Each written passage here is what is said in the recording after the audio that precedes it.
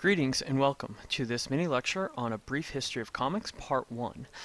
In this introductory video, we're going to take a look at some of the major points in comics history and probably just a couple key artists, or I think highly influential artists, in the pre-comic book era. So this mini lecture will take us from kind of the early prototypical comics right into the 1930s, before comic books become something that is omnipresent in popular culture. So the first thing we're going to actually take a look at is a couple things that aren't really comics but have elements of comics to them. The first is the Bayeux Tapestry.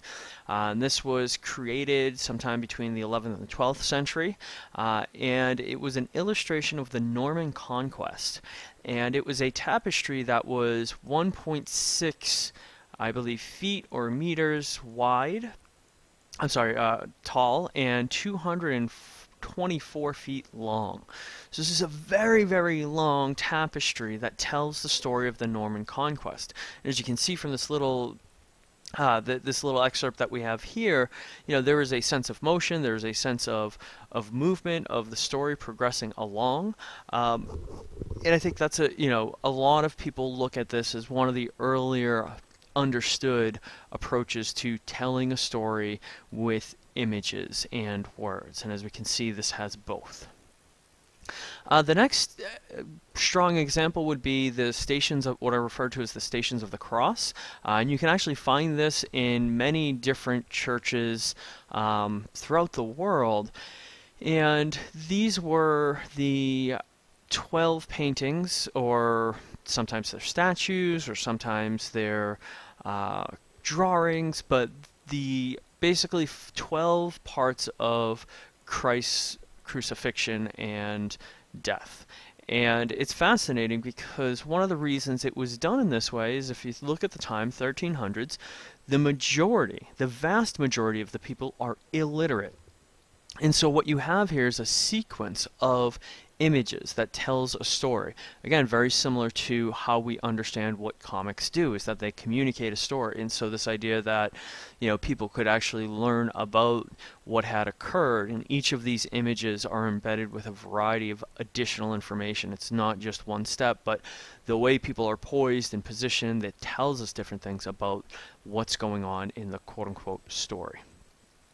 William Hogarth's A Harlot's Progress is a collection of drawings that follow, of course, a harlot as she slips in further into a undesirable life. And the drawings were created in response, or as a parody of John Bunyan's Pilgrim's Progress, which talks all about a pilgrim as he comes to find God. And so it's the satirical take on that, and it's very interesting in that, again, here is a work of sequential art, and more interesting is that it's a critical work. It's talking about, or it's responding to other things, which is something that comics have also been known to do over the years. And then we get to what are considered the really first known, or really first strong examples of what we know as comics, and that's Rudolf Topher. His work, as you can see in this example, you have a series of panels, right? We have panels and we have text, and we have this idea of you reading one to the next to the next. It's an idea of a contained story on a singular page, which we don't see with the predecessors. This is something that took place, or this was part of a story that Topher is telling, and this is really the first strong example.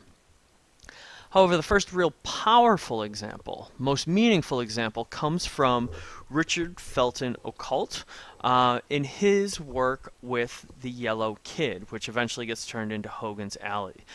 It first appears in Truth, which is a magazine from 1894 to 1895, and it was a series of black and white single panels. However, in May 1895, it debuts in Pulitzer's The World, and this is one of the most interesting things about comics that not many people realize, is that when they emerge as comic strips initially, they become major drivers of newspapers. And in fact, you see over the early 1900s, there are battles between Pulitzer and Hearst, the two major publishing magnates of the early 20th century, as they battle back and forth to try to get artists to do these drawings, to draw things that entice people, that entertain them. And as you can see in the panel on the right here, the yellow kid is the little kid in the front there wearing that yellow outfit.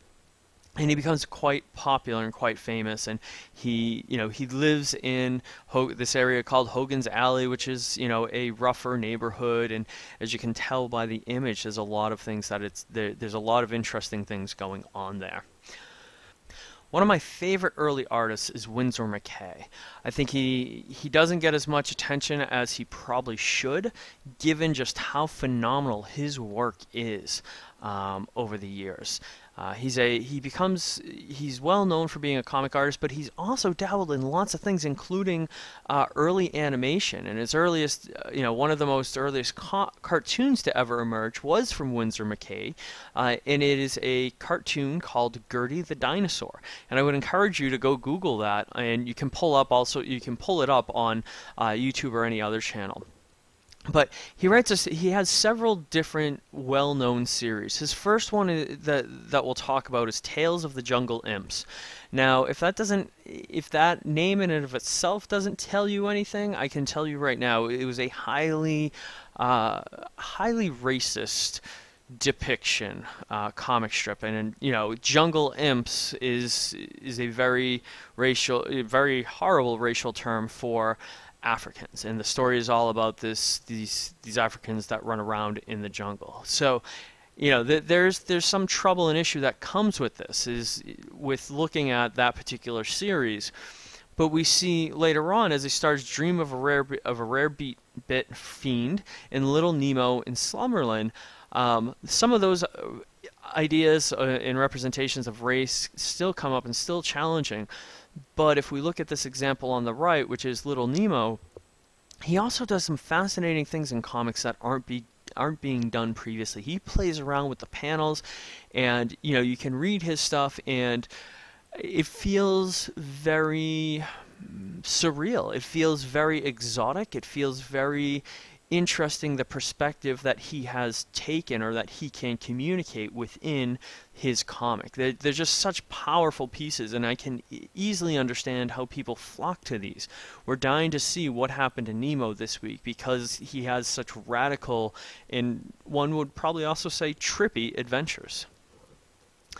Alright, then one of the other big ones that we get to is George Joseph Herriman. His famous work is Crazy Cat, and that has a run of almost 30 years, and first appears in Hearst's New York Evening Journal, but of course it will occasionally jump and move around.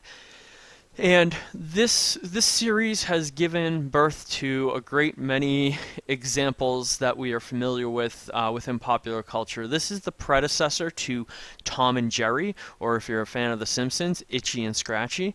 This is a cat and a mouse that are constantly in conflict, constantly one's playing a trick around the other, and typically each one ends with with Ignatz, the mouse, deciding to throw a brick at Crazy Cat.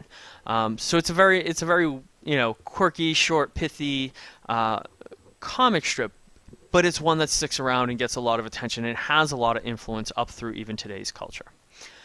Alright, so a couple things to note about the trends in early comics. The first is that technology was needed for mass production.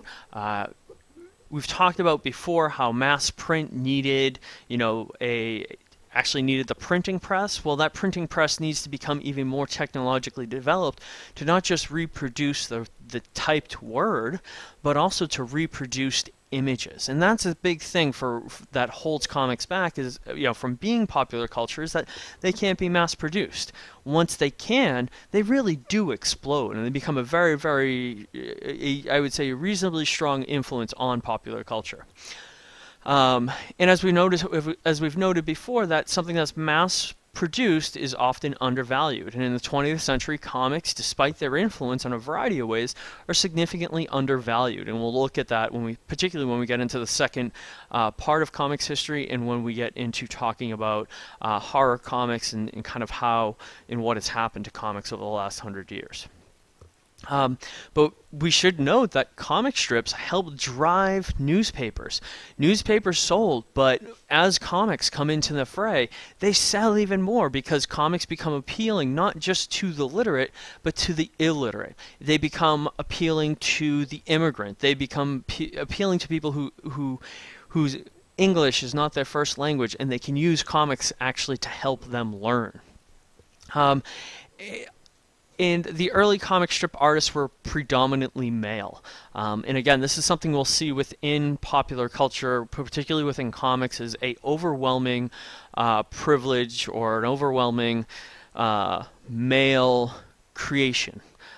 Even though the readership is much bigger. There's many males and females that are reading comics, comic strips and comic books, but it's a predominantly male area for creation. And that you see a lot of these early comic artists dabble in different areas. I know one that we didn't get to, but Miles Goss, Winsor McCay, George Harriman, they all mixed around. They didn't just focus on comics. They got into animation. They got into film. They really did try to play around and see these things in different lights, or be influenced by these different mediums in the work that they did. And finally, we've been talking about comic strips, and the next step from within the history is you go from comic strips to comic books.